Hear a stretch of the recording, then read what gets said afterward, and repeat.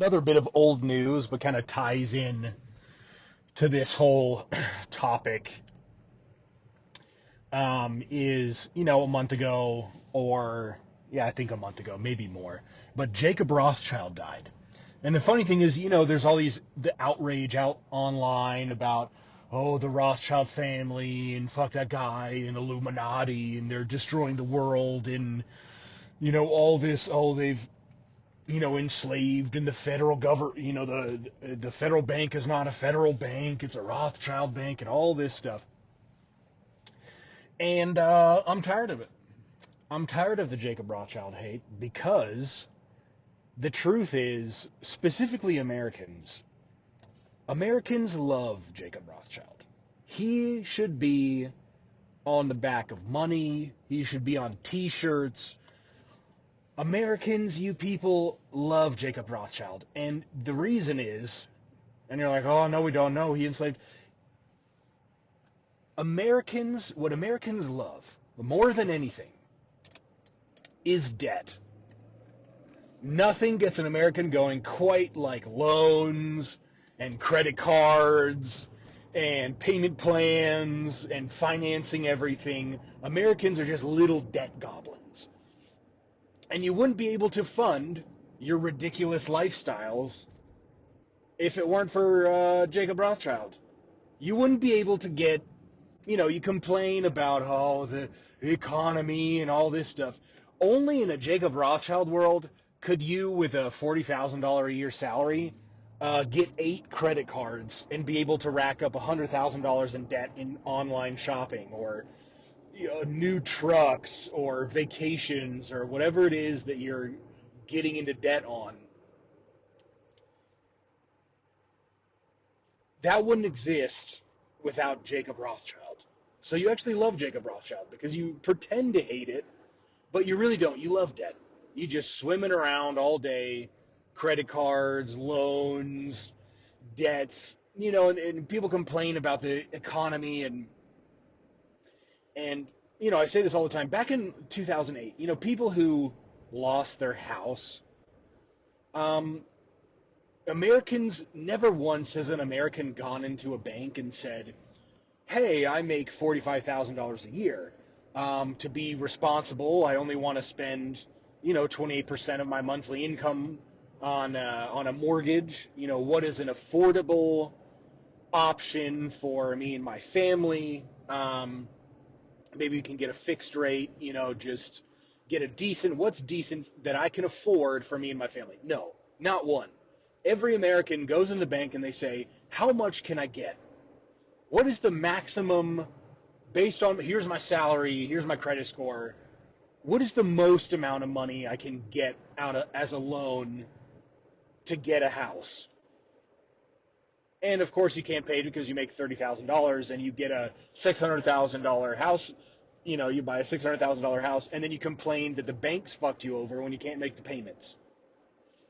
You're all leveraged up. There's this illusion of ownership that Americans have where, oh, I own my house. I bought a house at 21. I own this. You own nothing. If you put 0% down on a 12% interest mortgage or something, you don't own that house. Even if you put 10, 20% down, you don't own it. What you do is, instead of renting from a landlord, you now rent from a bank where your rent increases over time and your lease is 40 years instead of a year. That's what, you don't own the house. Same thing, oh, I bought this car. No, you didn't. You pay $800 a month to borrow it from the dealer. Because even if you try to sell it, it depreciates in value, and guess who you have to pay back that difference? The dealer, the bank, whoever loaned you the money, that's who's got to get their money back. So you don't own anything. And actually, and for all the complaining that Americans do about, oh, debt and the economy and this, that, and the other, you don't actually want the system to change. Because no American has gotten a raise. The average American's, what, $50,000 in credit card debt or something?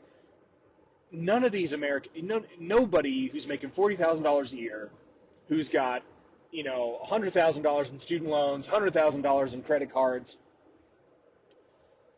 Not one of them, not one of those Americans gets a raise of like $5,000 and says, hey, you know what I should, oh, wow, that's a great, I could use this money to pay off more of my debt.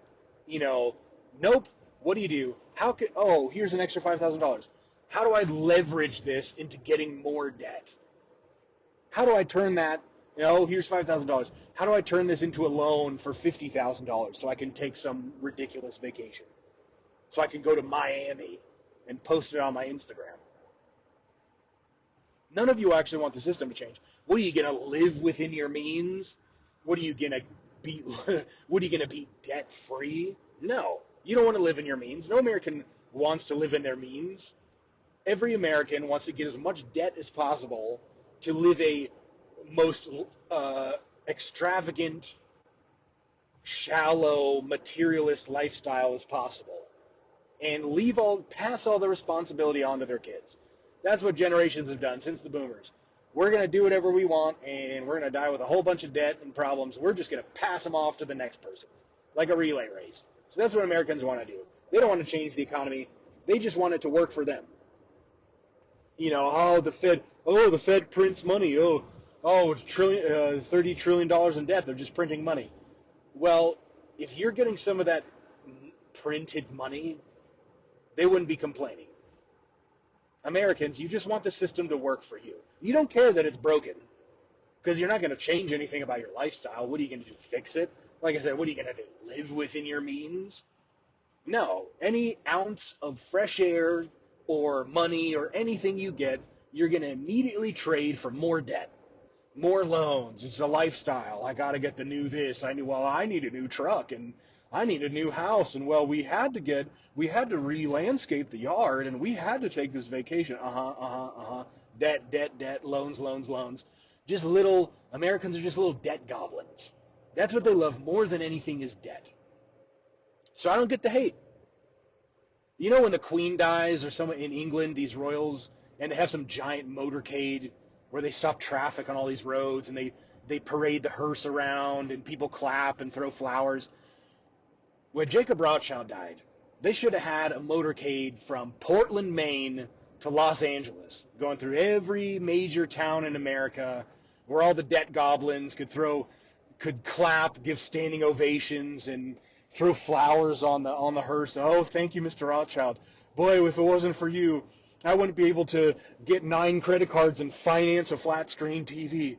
Oh, thank you, Jacob Rothschild. I wouldn't have been able to buy a bunch of clothes for my Instagram on a credit card if it weren't for you. Oh, thank you, Mr. Rothschild. Without you, I'd have to live in my means. What am I going to only make $45,000 a year? Preposterous. I want to make $45,000 a year and live like I make $200 and just rack up a bunch of debts. And I'm not going to pay, and I'm going to complain that it's these dirty banks that did it. All they can do, I think I'm going to make shirts. That's actually my other business. After opening up the Holocaust Museum and shilling shofars and prayer shawls to retarded evangelicals, my next business is selling Jacob Rothschild t-shirts. Because he really is. He is an American hero. He should be on Mount Rushmore.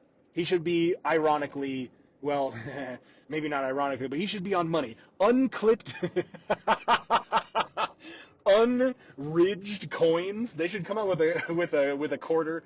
That's a deep joke. Most of you won't get that, but they should come out with a quarter that doesn't have a ridge around the edge of it, and then put Jacob Rothschild's face on it. Bring back coin clipping. Oh my God, that's gonna be on the shirt.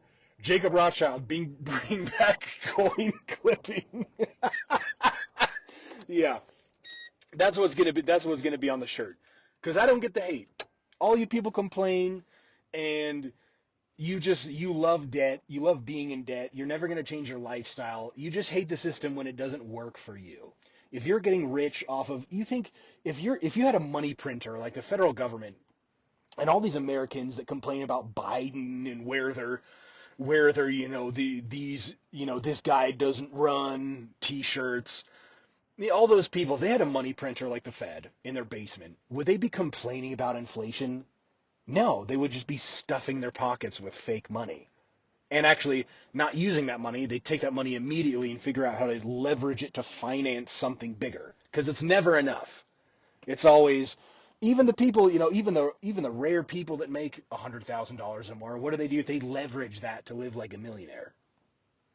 No one, no American lives in their means. You're just debt goblins. And so actually, Jacob Rothschild is an American hero. He funds your lifestyle, so I don't get the hate.